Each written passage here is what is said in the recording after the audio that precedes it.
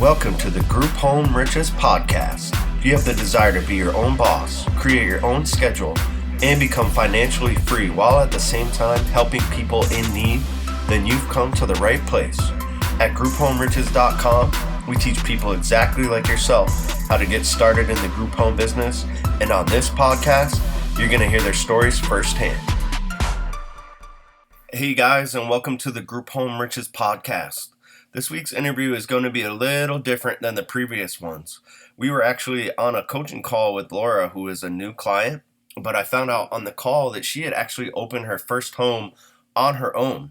She had a great story, and she was kind enough to share with us and give permission to air it on our podcast. I really wanted to share with you guys because it's just further proof that this business model works. We have many members that get their first homes open with our free training material that you can sign up for on GroupHomeRiches.com. Or there's people out there that figure it out on their own, just like our founder did and just like Laura did. But if you're really wanting to fast track the process and would like more information about our coaching services or the gold course that we talk about on this call with Laura, please head to GroupHomeRiches.com. Contact us via email.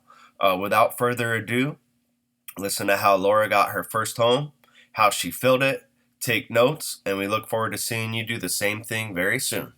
We get a lot of people that come to us and are very kind of hesitant. They don't think that it can work. They think they have to become like a big licensed facility and employ all these nurses and things like that. So it's really kind of a simple idea that Andy kind of figured out on his own and put this material up. And it sounds like you almost stumbled into it. I own 3 businesses. The shelters being one of them. My primary is I'm a business consultant for startup businesses. And that in itself is what really got me involved with a lot of this, because I learned real estate and I learned, all of that stuff because all of my clients are, look, I need property, I need this, I need that, So it actually is very, very easy and very simple. And anyone can do it if they just apply the techniques, and you guys made it really simple. Yeah. We show you really kind of step by step. And I think the biggest value in it is kind of the marketing material for folks who are starting out. Absolutely. But luckily, you as a veteran kind of already know who to talk to and everything like that. But we really show you how even if you don't, it's very easily scalable. I mean, you're doing your home with probably like just 1 or 2 contacts. Yeah, basically, yeah. Referrals, right? Yeah. Yep. So you can kind of see how what our founder did. He had a lot of rental properties, and he just kind of scaled that. Rather than just zeroing on one niche, he just contacts all the caseworkers, social workers, nonprofits in the area to, he really he could go much bigger. He just is at the sweet spot where he doesn't really need to grow anymore. And with the veterans, basically, you have to contact the people that do the housing, and then you have to contact someone that has a outreach resources, and that's it. Because the people that need the housing, they'll call you and say, hey, we have X amount of clients. Do you have rooms?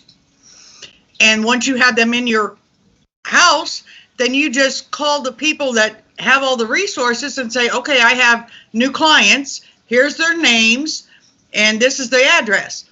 And that's it. I mean, it's done. You collect money. Yeah. It can't get any easier. 2 phone calls. And as a rental property owner before that, you can see how it's a total win-win. You're helping out people who are in need, and rather than cash flowing like a couple $100, you can cash flow in some cases a couple thousands. Mm-hmm. Yeah. So it's a total win-win, and that's why our founder put the course together, and we get a ton of people that are just totally interested in doing it. They just are kind of scared to take the first couple steps. They they really shouldn't be. The marketing is the key, but once you get your feet wet, it's your phone will literally, like you say, will be ringing off the hook. You'll have more clients than you have places to put them. And you used the strategy that we teach in the how to acquire a property section. We touch on the rent to own situation. So that's how you got your first home, correct? Yeah. Well, it was a matter of these girls are the at-risk youth, basically are the teenagers that have been in foster care. And unfortunately, foster parents, most of the time, are just there for the money. And what they don't know is if they had started working on the paperwork 3 months before these children turn 18, the money will still flow. But they don't know this, so the minute they turn 18, the money stops. So on their 18th birthday, they come home from school and their stuff is in boxes on the front porch. So these kids are now out on the street, becoming prostitutes, drug addicts, alcoholics, criminals, all of that. These girls that I had gotten involved with had gotten connected to me through friends of theirs that were in my church. And because I dealt a lot with abuse victims, and I do a lot of coaching and counseling for that, the people that knew this, they called me and said, hey, look, I've got 2 teenage girls here. What do we do with them? And I said, well, I can't keep them in my house. My husband said no. So I instantly started looking for a rent to own, and that's how I did it. I just, and then it wasn't but 4 days. These people kept these girls in their house for 4 days, and within 4 days I had that house under contract and the girls in it, and that was it. That's amazing. And the rent to own, just for folks that don't know, that's when you basically you take over the property, you handle all the maintenance, and then you and the seller agree on a purchase price later on down the line. That's right. Kind of how you guys structured it, right? Yeah. And it was a 3-bedroom house. So I didn't want to live there because I have a husband and I have a house of my own. So I had 2 girls. I found an adult who agreed to all of this, a woman, and she needed a place to live. So she became the caregiver, and she moved in and took care of the girls, and poof, and the state paid for the girls. I got the girls their money, through the state. I got reimbursed. 2 months later, I had them their money, and I got reimbursed for all of it. I got paid by the state, and everything was done, and I ended up purchasing the house because the girls stayed there for about 2 years, and then one went off to college and one went off and got married, and then I had the house, and I'm like, okay, what am I doing with this house? And I rented it out for a while, and then the need came for the women, for the veterans, and I said, oh, absolutely. So then I started getting paid by the government. Yeah.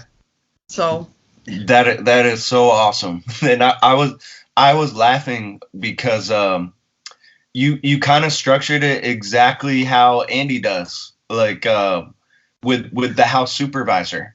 He scaled it to what, well over 15 homes, and he replaced himself with a manager to kind of oversee all the properties. but each house has what's called a house supervisor, which is basically somebody like your caregiver in that home, which is just somebody that's trustworthy, just someone to stay at the house and kind of keep an eye on things. And typically it's for like a discounted rent or something like that. And just by doing that, he's got one person that can oversee and manage, 15 homes, the day-to-day activities for 15 homes. So I was laughing just because you just kind of fell into it and figured it out as you got along. Out of necessity. Yeah. I didn't want to have to pay for their food. I did not want to have to live there. No. So and I said, well, you don't have to. Yeah. And as somebody else is going to have to do this. There's got to be another adult person somewhere in this world that needs a place to live. Yeah. And we can do a barter system, and I found one. So I said, perfect. Here you go. And it's not like it's easy. It's not super easy. Like, I mean, you have to make some calls and figure stuff out along the way, but it's very simple. It is. It's not like just filling out an application and the government hands you a home and tenants and money. But I mean, you put in a couple weeks of work and you have a pretty, good business running out of just one home. Absolutely.